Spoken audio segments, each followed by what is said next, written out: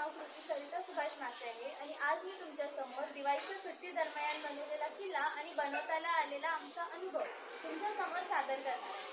खरं तर दिवाळी हा प्रकाशाचा सण आहे, दिव्यांचा सण आहे, गोडगोड फळाचा सण आहे आणि फटाक्यांचा सण आहे।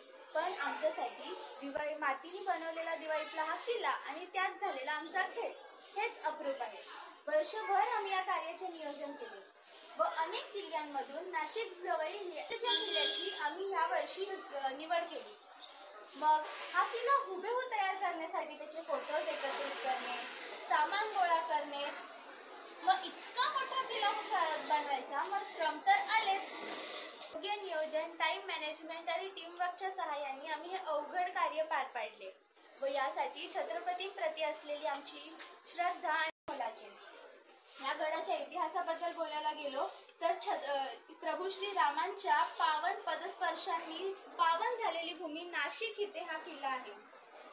शिवाय या किल्ल्यावर श्रीरामांची सेज आहे अशी सुद्धा लोकभावना आहे। छत्रपती शिवाजी महाराजांच्या निधनानंतर 2 ते 3 तासात जिंकता येईल असा किल्ला औरंगजेबाने शोधायला सुरुवात केली व त्याची नजर रामसेनच्या किल्ल्यावर गेली। त्यांनी आपल्या मुघल सेनेला या किल्ल्यावर आक्रमण करायला पाठवले व या आशेने की 2 ते 3 तासात गड जिंकून सेना परत येईल। पण 2 ते 3 तासात गड जिंकणं काय, 5.5 वर्ष झाले तरी मुघलांना गडावर चढता सुद्धा आलं नाही।